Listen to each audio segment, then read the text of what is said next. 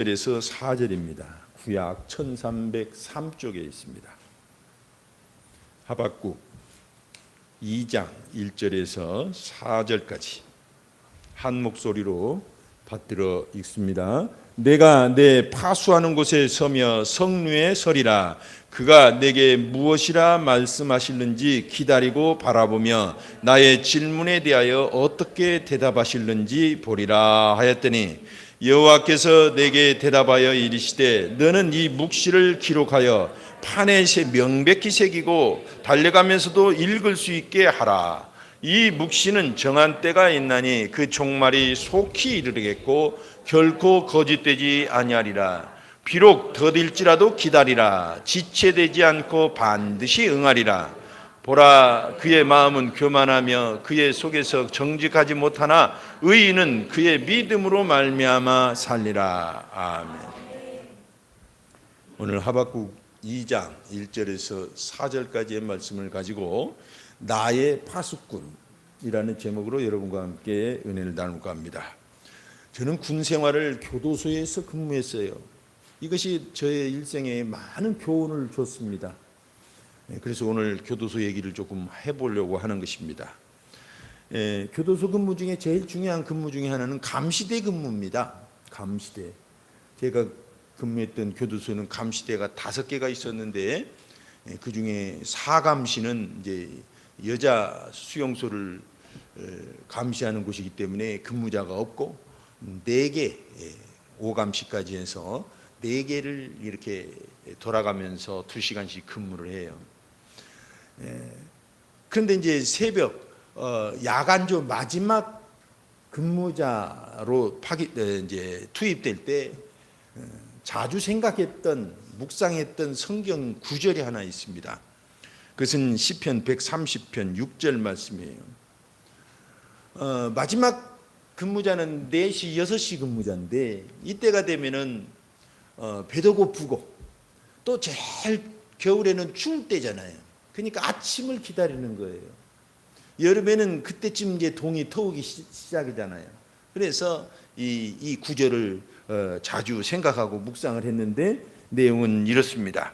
파수꾼이 아침을 기다림보다 내 영혼이 주를 더 기다리나니 참으로 파수꾼이 아침을 기다림보다 더하도다.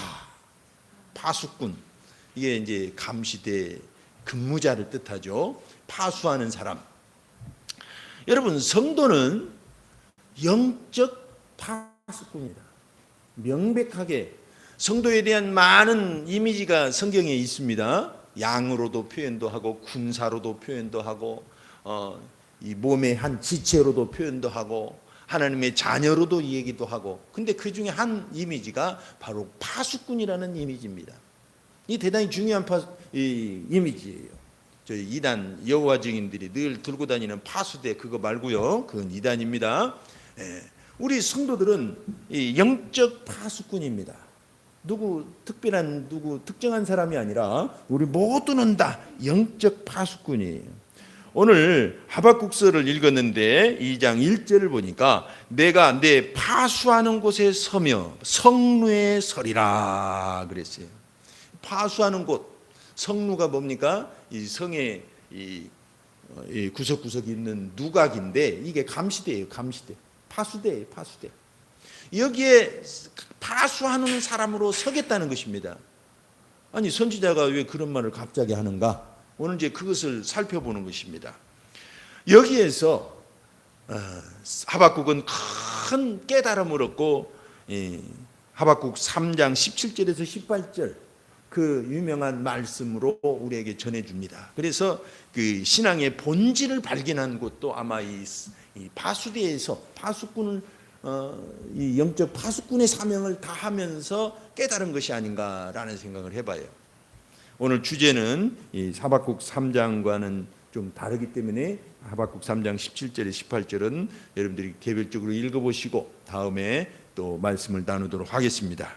오늘 하박국은 이 파수꾼으로 자처해서 내가 한번 서보겠다는 것입니다. 이 파수꾼은 뭐 하는 사람입니까? 파수꾼, 감시자, 감시대, 요원. 이 사람들은 상황을 살피는 자입니다. 상황을 살핀 자예요. 어떤 상황? 기회의 상황인지 위기의 상황인지 이것을 살피는 것이 파수꾼들이 하는 일이에요. 대단히 중요합니다. 성경에는 곳곳에서 나와요. 그래 에스겔서 33장 6절에 보니까 그러나 칼이 임함을 파수꾼이 보고도 나팔을 불지 아니하면 그 책임을 파수꾼에게 물겠다는 거예요. 이 말은 무슨 뜻입니까? 위기 때 나팔을 부는 것도 이 파수꾼이 하는 일이라는 것입니다. 근데 하박국은 이 파수꾼으로, 영적 파수꾼으로 선지자 사명을 다하면서 굉장한 것을 봤어요. 무엇을 봤을까요? 물밀듯이 밀려오는 주님의 영광을 본 것입니다. 여러분, 그 유명한 하박국 2장 14절이 이 뒷부분에 나오는데 오늘 읽진 않았지만 이런 말씀이 노래로도 이걸 곡을 붙여서 우리가 지금 부르고 있잖아요. 이는 물이 바다를 덮음같이 여호와의 영광을 인정하는 것이 세상에 가득함이니라. 아멘. 하박국은 영적으로 그 하나님의 그 놀라운 영광의 물결을 본 것입니다. 아마 이 영적 파수꾼의 역할을 감당하면서 이 놀라운 물결을, 이 기회와 이 은혜의 물결을, 이 파도를 봤을 것입니다. 그래서 이 신앙의 영적 파수꾼이라는 개념은 그처럼 중요한 것입니다. 하나님의 영광을 볼 수가 있는 것입니다. 신앙생활은 어떻게 보면 성령의 파도타기라고 어떤 분은 그렇게 명명을 했어요. 릭 웨런이라는 목사님, 유명한 분인데 성령의 파도타기가 뭘까요? 여러분 파도타기 아시죠? 서퍼들이 파도가 밀려오면 그 집채만한 파도를 막 즐깁니다. 우리 같은 사람은 어떻게 할까요? 그냥 꼬꾸라지는 거예요. 물 엄청 먹고 다시는 안 하겠다고 그냥 구조대의 품에 안겨서 끌려 나올 수도 있습니다. 근데 고수들, 이 서퍼들, 아주 숙련가들은 파도를 더 크면 클수록, 파도가 크면 클수록 가슴이 설렌대요. 그걸 타보고 싶다 이거예요. 그래서 영상을 보면 말이죠, 진짜 집채만한 게 아니라 산더미 같은 그런 파도가 밀려와도 그 서퍼들은 즐기는 것입니다. 마치 성령의 파도는 이와 같이 우리에게 수시로 밀려온다는 것입니다. 그래서 우리는 그 파도에 맞추는 것입니다. 나에게 맞추는 게 아니에요. 성령은 큰 파도를 지금도 계속 우리를 향해서 일으켜 주고 계십니다. 그래서 처음에는 익숙하지 못해서 그 물에 빠질 수도 있어요. 시험에 넘어갈 수도 있습니다. 그러나 자전거를 타는 사람들 보세요. 넘어진다고 포기합니까? 포기하면 영영 못 타요. 다시 일어서서 자전거를 타듯이 다시 물속에서 나와서 그 파도를 즐기면 어느 날 집채만한, 아니 산더미만한 파도가 몰려올수록 더 멋있는 파도를 즐기게 되는 것입니다. 신앙생활로 똑같다는 것입니다. 하나님은 오늘날 우리에게 은혜의 파도를 끊임없이 우리에게 밀려주고 있습니다. 보내오고 있습니다. 우리는 그 파도를 타야 될 줄 압니다. 그러려면 어떻게 해야 될까요? 서퍼들도 날마다 기상을 주목해요. 오늘 날씨가 어떤지, 바람은 몇 미터나 불지, 파도는 몇 미터나 칠지, 이게 주목하는 거예요. 그걸 감시하고 계속 지켜보는 거죠. 마치 파수꾼이 은혜의 물결, 위기의 물결을 지켜보는 것처럼. 그래서 영적 파수꾼은 그만큼 장점이 있는 것입니다. 많은 이득이 있는 것입니다. 영적 파수꾼은 그러면 어떤 사람이어야 될까요? 오늘 세 가지만 살펴보도록 하겠습니다. 중요한 것은 첫째로 기도하는 사람이어야 한다는 것입니다. 영적 파수꾼은 단연코 기도하는 사람입니다. 교도소 얘기를 계속해 보겠습니다. 어느 날 휴일인데 안개가 잔뜩 꼈어요. 제가 그때 이 감시대 근무를 하게 됐습니다. 낮인데. 근데 5감시라고 해가지고 그래서 제일 고참을 세워주는데 1감시, 2감시, 3감시, 그 다음에 5감시. 어느 날 근무를 서는데 안개가 잔뜩 꼈는데 순찰자가 돈 거예요. 그 안개 낀 차 눈앞이 한 치 앞을 내다볼 수가 없는데 저 밑에만 겨우 보이는 거예요. 그때는 위험합니다. 벽들이 왜 교도소 벽은 하얀지 아세요? 거기에 제수자들이 뛰어넘으면 그냥 눈에 띄게끔 하얀색으로 법적으로 그렇게 해놓은 거예요. 그러니까 눈여겨봐야 되는 것입니다. 그래서 일감시부터 이렇게 순찰자가 도는데 일감시에서 딱 발견을 해서 수화를 하는 겁니다. 그럼 이감시가 그걸 알아듣고 기다렸다가 또 수화를 해서 순찰자를 보내고 하는 거예요. 근데 일감시, 이감시, 삼감시가 뭐 하는 녀석들인지 다 놓쳐버린 것입니다. 오감시, 제가 오감시에 섰었죠. 그때 이 밖을 이제 감시대 밖을 이렇게 돌면서 면밀히 제 임무를 다 하고 있었습니다. 그때 순찰자가 갑자기 담 저쪽에서 싹 나타나는 거예요. 즉시 수화를 했죠. 다 놓친 것입니다. 속으로 나는 안 걸렸지만 순찰에 안 걸렸지만 걱정이 되는 거예요. 왜? 이 감시자들이 순찰자를 놓치면 연대 책임을 받아요. 왜 놓쳤냐 이거예요. 어떻게 교육했냐 이거예요. 제가 제일 고참이니까 걱정이 많이 되더라고요. 근데 내려가서 감시대원들을 집합시켜 놓고 저는 열애를 시켜주더라고요. 세 녀석만 데리고 가서 얼차려를 받고 교육을 받았죠. 여러분, 그래도 저는 유일하게 그 순찰자를 발견할 수 있었던 감시자가 될 수 있었던 이유가 뭡니까? 정신을 바짝 차리고 안개 속을 살펴봤기 때문입니다. 그렇지 않으면은 혹시라도 외적이라도 침입자라도 있었으면 어떻게 할 거예요? 큰일 나는 거예요. 예전에는 오라동 계곡에 제주교도소인데 그 계곡에서 많이 이렇게 문제들이 생겼더라고요. 그러니까 모르는 일이에요. 네. 여러분, 은혜라는 건 바로 그런 사람에게만 발견되어지는 것입니다. 어떤 사람? 깨어서 기도하는 사람에게만 하나님의 은혜는 발견되어지는 것입니다. 이게 대단히 중요해요. 그래서 오늘 1절 하반절에 보니까 그가 내게 무엇이라 말씀하실는지 기다리고 바라보며 나의 질문에 대하여 어떻게 대답하실는지 보리라 그랬어요. 하나님께 질문하면서 어떻게 대답하실 것인지 기다리겠다는 거예요. 그럼 무슨 뜻입니까? 기도하겠다는 것입니다. 네. 여러분, 하나님의 응답 누구에게 다가옵니까? 기도하는 자에게 다가옵니다. 네. 하나님의 은혜, 누가 은혜를 발견합니까? 기도하는 자, 깨어서 기도하는 자. 하나님의 영광의 물결을 누가 봅니까? 깨어서 기도하는 자만 보는 것입니다. 대단히 중요해요. 여러분, 인생을 살다 보면 많은 고통과 간절한 필요들이 있을 것입니다. 평생 수건인 것이 있을 거예요. 근데 왜 나에게는 기회가 없나? 나에게는 왜 응답이 없나? 우리는 파수대로 올라가야 될 줄로 압니다. 우리의 영적 파수대 성루에 서야 될 줄 압니다. 그리고 주님께 여쭤야 돼요. 하나님께 기도해야 됩니다. 찾고 또 찾으면 반드시 하나님의 은혜의 물결을 맞이하게 될 것입니다. 바라보게 될 것입니다. 그래서 시편 89편 46절을 보면 여호와여 언제까지니까 스스로 영원히 숨기시리이까 주의 도가 언제까지 불붙듯 하시겠나이까. 막 간절한 상황으로 하나님을 기다린 어떤 시인이 나오는 거예요.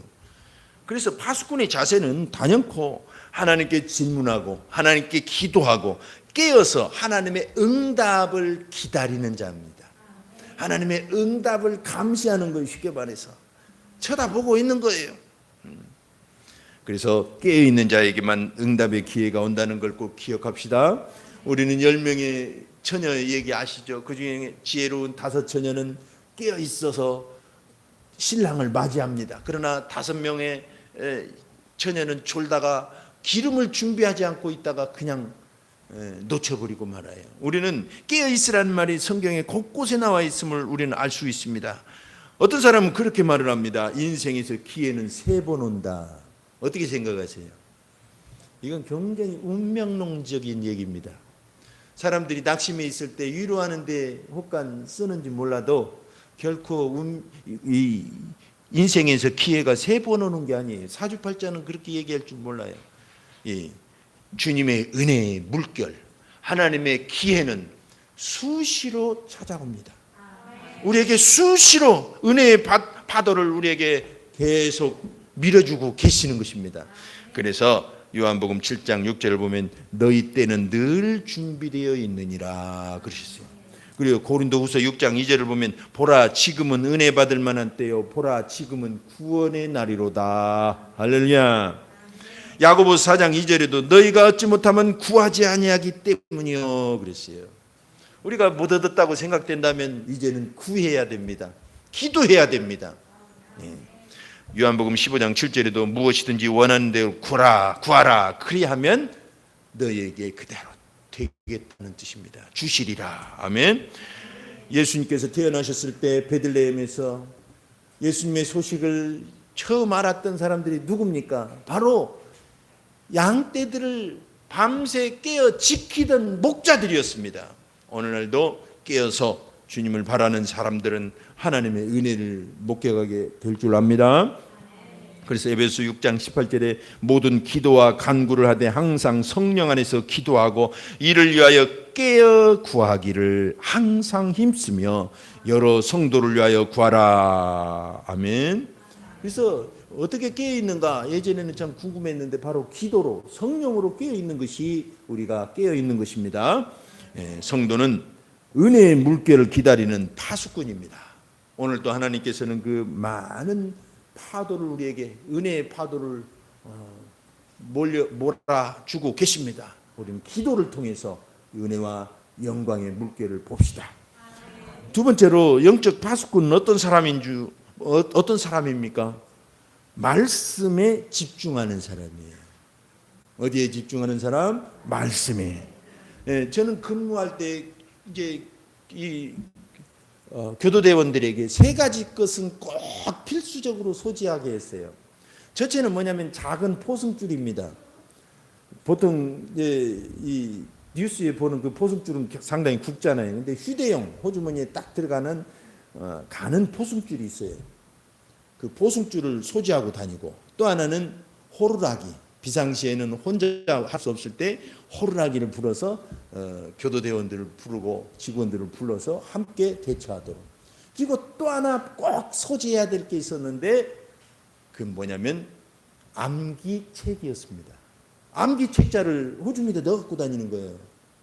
사이즈는 성경책만한데 두께는 좀 얇죠. 그렇지만 거기에 수십 가지 암기사항이 있었어요.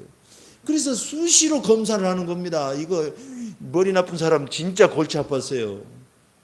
그거 막 또 야간에 잠 재우기 전에 점호할 때 그걸 또 물어봐요. 못 물어보면 대답을 못하면 그 기둥에 달라붙는 매미 원상복귀 머리 쳐박고 관물대에다 발 얹고 죽습니다. 왜 그렇게 괴롭혔는지 몰라요. 하여튼 그 암기사항이 있었어요. 감시대에서 근무하는 사람 근무 수칙들이 있었습니다. 그래서 그 수칙대로만 하면 아무 이상이 없어요. 비상시 어떻게 해야 된다는 매뉴얼이에요. 여러분 어떤 적이 도발해도 북한이 도발해도 이 교전 수칙이라는 게 있잖아요. 그대로 하면 국제 문제가 생기지 않습니다. 책임도 면할 수가 있어요. 하는 것처럼 이 근무자에게 이 근무 수칙이라는 건 대단히 중요해요. 그래서 암기해야 되고 이거에 집중해야 되는 것입니다. 오늘 본문에 보니까 이 2절에 이렇게 간절하게 하박국이 하나님께 기도했더니 여호와께서 내게 대답하여 이르시되 응답이 내려왔습니다. 뭐라고 하십니까? 너는 이 묵시를 기록하여 판에 새기되 명백히 새기되 달려가면서도 읽을 수 있게 하라 그랬어요. 하박국이 왜 그렇게 간절하게 하나님께 기도했겠어요? 그 당시 이 상황을 보면 얼마나 정말 긴박하고 가슴 아픈 사연들인지 몰라요. 앞서 몇 차례 말씀을 함께 나눴다시피 요시야 왕이 참 하나님을 잘 섬기는 왕이 하나 있었잖아요. 히스기야의 증손자. 정말 특별한 왕이었어요. 그래서 이스라엘을 대대적으로 개혁했는데 그 개혁을 끝마치기도 전에 그만 애국군과의 싸움에서 전사를 하고 맙니다. 개혁이 중단됐어요. 그리고 곧바로 아들 들이 이렇게 왕이 되면서 나라가 다시 엉망으로 돼버립니다. 그리고 나라가 다시 부패해지기 시작한 거예요. 하박국은 그것을 보면서 기가 막힌 거예요. 소망을 가졌는데, 요시아가 개혁을 하니까 소망을 가졌는데 그만 죽어버린 거예요. 예수님의 제자들도 예수님을 만나서 소망을 품었는데 십자가에 달려 죽으시니까 한때 뿔뿔이 흩어지고 절망에 빠졌잖아요. 그런 것처럼 이 요시아가 죽으니까 절망적인 상황이 다시 발생하고 만 것입니다. 그리고 이어서 신바벨론, 지금 좀 없어진 나라지만 예전에 이란의 고대 그 국가입니다. 근데 그 바벨론이 파죽지세처럼 유럽과 북아프리카와 팔레스틴을 막 휘젓고 다니는 거예요. 난리가 났습니다. 애굽도 격파해버렸어요. 이집트도. 가서 그냥 나라들을 쑥대밭을 만드는 것입니다. 그리고 백성들은 급속도로 타락하고, 이런 상황을 보면서 하박국이 얼마나 마음이 괴로웠겠습니까? 잘 믿어보려고 하는데 착한 일을 하면 복을 받고 나쁜 일을 하면 벌을 받는다는 사필귀정의 그 말이 있듯이 신명기에서 그렇게 약속하셨는데 도대체 저 악한 사람들은 왜 저렇게 떵떵거리고 살고 착하게 살려고 몸부림치는 몇몇 사람들이 왜 이렇게 고통을 받는가? 해답이 없는 거예요. 암담한 것입니다. 하박국의 입장에서도 정말 요즘 말로 뭐 이게 뭡니? 뭐 이해가 안 되는 거예요. 그래서 주님은 말씀하신 것입니다. 너는 이 묵시를 기록하여 판에 명백히 새기되, 곧 이어서 하신 말씀을 하는 것입니다. 달려가면서도 읽을 수 있게 하라 하고, 곧 이어서 말씀하실 이 계시를 판에 새기되 달려가면서도 읽을 수 있을 만큼 명백하게 새기라고 말씀하셔요. 이 말씀이 뭘까요? 하나님은 지금 세상이 뒤죽박죽이고 엉망진창이고 그 문제가 산더미처럼 쌓였을지라도 내가 하게 될 이 계시의 말씀을 집중하라는 것입니다. 이게 대단히 중요한 것입니다. 신앙은 결국은 주님께 집중하는 힘입니다. 저 사람이 얼마나 예수를 잘 믿느냐 우리는 모르잖아요. 근데 평가를 하자면 하나님께 집중하는 사람이 예수님을 잘 믿는 사람입니다. 다른 게 아니에요. 이 훈련이라는 게, 신앙 훈련이라는 게 뭘까요? 우리 교회에서 날마다 훈련한다 그러잖아요. 다른 게 아닙니다. 하나님께 집중하는 것을 도와주는 거예요. 어떤 문제가 있을지라도 그 문제에 마음 흔들리지 않고 하나님을 바라보는 거, 이겁니다. 목계지덕이라는 말이 있는 것처럼, 여러분 현실이 답답하고 문제가 차고 넘칩니까? 그렇다면 하나님의 약속과 하나님의 계시와 말씀에 집중합시다. 이럴 때 하나님께서 기뻐하시며 우리에게 문제를 해답으로 바꿔주고 해답을 열게 하시고 또 보게 하십니다. 요한복음 21장 22절을 보면 사도 요한이 하도 하나님의 사랑을, 예수님의 사랑을 많이 받고 특별한 이렇게 편애를 받은 것처럼 보이니까 제자들끼리 무슨 얘기가 있었냐면, 저 사람은 안 죽고 바로 엘리야처럼 승천할 것이다, 그런 소문이 돌았어요. 그러니까 베드로에게 뭐라고 말씀하십니까? 예수님께서 그 말씀을 듣고, 야, 내가 사도 요한을 데리고 가든 죽든, 안 죽고 바로 데리고 가든 죽어서 데리고 가든 너는 거기에 네가 무슨 상관이냐? 너는 나를 따르라, 그렇게 말씀하세요. 남의 신앙이 잘 되든 못되든 그게 집중하지 말고 너는 나를 바라봐라, 이런 뜻입니다. 나에게 집중하라는 뜻입니다. 여러분, 잘 되는 사람 쳐다보고 있다가 어떻게 돼요? 낙심하기만 하잖아요. 물론 본받아가지고 열심히 잘하면 좋지만 그게 쉽지 않습니다. 비교, 상대적 박탈감을 많이 느끼게 되죠. 또 다른 사람이 잘못된 것만 계속 쳐다보고 있어요. 그러면 또 같이 또 빠질 수도 있어요. 그래서 디모데전서 5장 22절에도 다른 사람의 죄에 간섭하지 말며 그랬어요. 훈수 두지 말라는 것입니다. 여러분, 세상 일이 아무리 요동을 치고 좋은 일이 있고 나쁜 일이 있을지라도 우리는 하나님께 집중하는 법을 자꾸 익히는 것입니다. 말씀에 집중하는 거예요. 말씀에. 하나님이 내게 주실 말씀에 집중하고 내게 주실 약속을 눈여겨 바라보는 것입니다. 그것이 바로 판에 명백히 새기는 거예요. 오늘날 하나님은 더 도와주셔요. 판에다만 새기는 게 아니라 마음의 가슴판에다가도 새겨주신대요. 고린도후서 3장 3절에 오직 살아계신 하나님의 영으로 쓴 것이며 이 또 돌판에 쓴 것이 아니요 오직 육의 마음판에 쓴 것이라. 아멘. 우리가 정말 신약시대를 살면서는 더 장점이 많습니다. 우리가 정말 마음에 새기려고 작정을 하면은 하나님께서는 성령께서 도와주도록 하셔서 우리 마음판에 굳건하게 선명하게 새겨 주시는 것입니다. 거기에 집중하는 것이죠. 그래서 주님께 집중하면 성령께서 집중력을 주십니다. 우리의 집중력도 한계가 있거든요. 그러나 하나님께 나아가서 좋은 태도를 보이고 주님께 집중하면 놀라운 집중력을 성령이 주시는 것입니다. 성도는 파수꾼입니다. 세 번째로 영적 파수꾼은 어떤 사람일까요? 결과를 믿는 사람입니다. 대단히 중요합니다. 무엇을 믿는 사람? 네, 그렇습니다. 결과를 믿는 사람이에요. 저는 감시대 근무 중에 굉장히 중요한 영적인 법칙을 하나 발견했습니다. 가끔 여러분들에게 얘기를 하죠. 혹시 기억나는지 모르겠어요. 그럼 뭐냐면 비전의 안개 법칙입니다. 무슨 뜻이냐면 이 감시대에 딱 올라가서 4시, 6시 또는 안개가 자욱한 날 이렇게 안개가 자주 끼거든요. 그 제주도에는 이렇게 먼 곳을 바라봅니다. 자주. 그래야 이 스트레스 받지 않고 집중력이 생기거든요. 그 중에 저 신제주 쪽에 작은 산이 하나 있어요. 안개가 잔뜩 끼면 아무것도 안 보여요. 하지만 날마다 봤던 위치가 있고 방향이 있기 때문에 저곳에 산이 있다. 그렇게 믿는 겁니다. 그리고 햇볕이 뜨고 안개가 사라지면 바로 저 자리에 산이 있다. 그렇게 생각을 하는 거예요. 그리고 가끔 먼 하늘을 보듯이 그것을 봅니다. 그러면 놀랍게도 딱 그 자리에 안개가 사라지면 산이 있어요. 산이 어디 갑니까? 그냥 제가 그 자리에 있다고 믿고 반드시 있기 때문에 그냥 바라만 봤을 뿐이에요.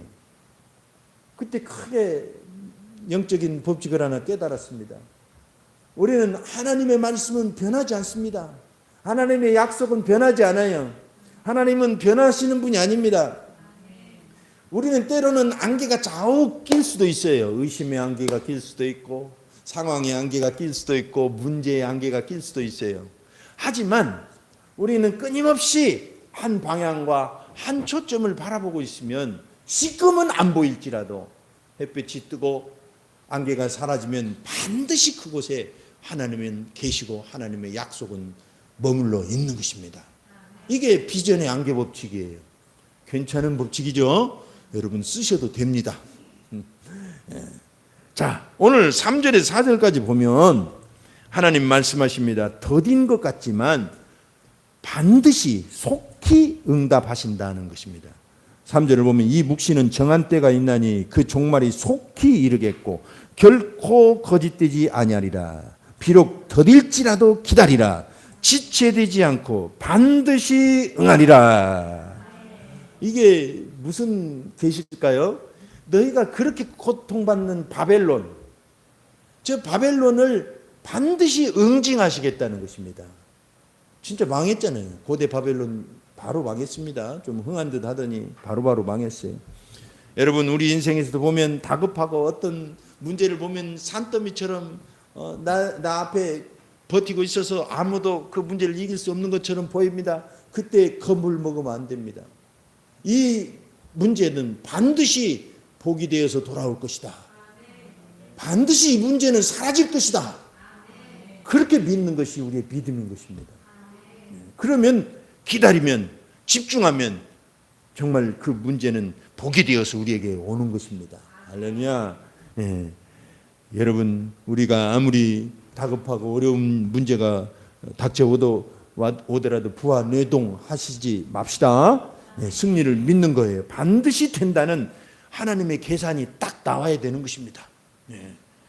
그래서 4절에 보니까 보라 그의 마음은 교만하여 그게 누구의 마음입니까? 바벨론입니다. 그 속에서 정직하지 못하나 의인은 그의 믿음으로 말미암아 살리라. 그 유명한 말씀 로마서 1장 17절에 이 똑같은 말씀을 언급하셨고 믿음을 가르쳐 주셨죠. 그리고 종교개혁자들이 이 하박국 2장 4절 말씀을 가지고 로마서 1장 17절까지 말씀을 가지고 개혁을 일으켰어요. 그렇다. 믿음이 우리를 하나님 앞에 서게 한다. 이 믿음을 가지고 부패한 카톨릭을 뒤로 하고 개혁을 일으켜서 새로운 다시 원래의 교회로 회복시켜 놓은 것입니다. 아멘. 이것이 믿음입니다. 그래서 확신이 올 때까지 우리는 믿음을 가져야 돼요. 믿음이라는 그런 특징이 있습니다. 믿으려고 하면 믿어지고 믿으면 하나님께서 확신을 주셔요. 믿음이라는 그런 특징이 있어요. 안 믿으려고 하고 하나님을 안 바라보니까 안 믿어지는 거예요. 죽었다 깨도 안 믿어져요. 손에다 쥐어줘도 안 믿어집니다. 그래서 우리는 믿으려고 하는 것입니다. 이런 태도를 보이면 하나님께서는 믿음을 주시고 확신을 주신 것입니다. 그래서 우리는 확신이 올 때까지 믿음을 하나님께 보여드리는 것입니다. 반드시 되어진다는 확신이 올 때까지. 저 인간 안 돼. 아닙니다. 믿음이 올 때까지 계속 믿음으로 바라보는 겁니다. 이 상황 안 돼. 누가 나타나도 안 돼. 아닙니다. 반드시 하나님이 내가 넘어서야 될 상황이라면 하나님은 극복하든지 피해가든지 이겨나가게 하십니다. 반드시 될 줄로 믿습니다. 그래서 베드로후서 1장 19절을 보면 샛별이 떠오를 때까지 집중하고 기다리라고 말씀하십니다. 아침에 샛별이 떠오르는 것처럼. 로마서 4장 17절에 보면 없는 것을 있는 것처럼 부르시는 하나님이시라고 그랬어요. 우리 눈에는 안 보이지만 있는 것처럼 보일 때까지 믿음을 갖고 바라보는 것입니다. 믿음을 가지고 기도하는 것입니다. 그것이 결과를 믿는 사람들, 영적 파수꾼의 태도죠. 히브리서 11장 1절 보면 믿음은 바라는 것들의 실상이라고 그랬습니다. 그래서 우리는 눈에는 보이지 않고 손에는 잡히지 않을지라도 마가복음 11장 24절 말씀처럼 받은 줄로 믿는 반응을 하는 것입니다. 생각과 감정과 언행 속에서 이 감정도 받은 줄로 믿어야 돼요. 대단히 중요합니다. 생각만 믿는 게 아니라 감정도 그리고 언어도 그것이 지정의 온몸으로 믿는 믿음이에요. 머리로만 믿는 게 믿음이 아니라 마음으로도 믿는 거예요. 감정으로도. 하나님이 응답을 주셨다니까 기뻐해야 되겠죠. 감사해야 되겠죠. 지금은 눈앞에 안 보이고 손에 안 잡히지만 반드시 주신다는 믿음을 갖고 감사하고 기뻐하시길 바랍니다. 그래서 기도라는 건 기도하고 기대하고 기뻐하는 것입니다. 3기. 기도하고 기대하고 기뻐하는 것. 이런 것이 있을 때 기도 응답이 되어지고 신앙생활이 즐거워지는 것입니다. 로마서 1장 17절을 참고로 읽어보겠습니다. 복음에는 하나님의 의가 나타나서 믿음에 이르게 하나니 기록된 바 오직 의인은 믿음으로 말미암아 살리라 함과 같으니라. 아멘. 그래서 우리 신앙인들은 영적 파수꾼입니다. 파수꾼이라면 승리를 믿고 결과를 기다리는 사람입니다. 그래서 영적 파수꾼은 어떤 사람이다? 세 가지. 첫째는 기도하는 사람, 둘째는 말씀에 집중하는 사람, 셋째는 믿음으로 결과를 바라보는 사람. 결과를 믿는 사람이에요. 단군 이래로 지금 최고의 기회의 때래요. 부를 축적할 수 있고 정말 건강하게 100년을 살 수 있고 이런 때가 없었어요. 단군 이래로. 엘빈 토플러는 이 때를 미리 예견하기를 제3의 물결이라고 그랬어요. 물결처럼 우리에게 밀려오는 것입니다. 지금 AI 시대가 밀려오고 있어요. 그래서 그 AI에 대해서 어느 정도 알아야 되겠죠. 그런 속담도 있습니다. 물 들어올 때 노를 저어라. 여러분, 하나님의 은혜는 계속 밀려오고 있습니다. 적당하게 그 때를 보고 노를 저어야 되는 것입니다. 근데 어떤 사람이 그 물을 봐요? 물때를 봅니까? 깨어서 파수꾼처럼 지키는 사람이 그 때를 판단하고 도를 젓기 시작하는 것입니다. 성도는 영적 파수꾼입니다. 하나님의 영광을 기다립니다. 기회 파도는 계속해서 밀려오고 있습니다. 하늘은 스스로 돕는 자를 돕는다고 그랬어요. 누가 나를 지키고 누가 나의 신앙 상태를 지켜줍니까? 우리가 바로 자신 스스로 영적 파수꾼이에요. 나의 파수꾼은 다른 사람이 아닙니다. 나가 바로 영적 파수꾼이에요. 너와 내가 아니면 누가 지키랴? 내 인생 누가 책임 안 져줘요? 내가 나의 인생을 책임지고 하나님을 바라보면서 지켜나가는 것입니다. 그렇게 할 때 시편 121편 4절 말씀처럼 이스라엘을 지키시는 이는 졸지도 아니하시고 주무시지도 아니하시리로다. 힘들게 내 인생을 지켜나갈 때 주님은 지키시고 보호하시고 도와주신다는 것입니다. 우리는 주님과 함께 기도하고 말씀에 집중하고 믿음으로 결과를 바라봅니다. 이 시간 합심해서 한번 기도합시다. 하나님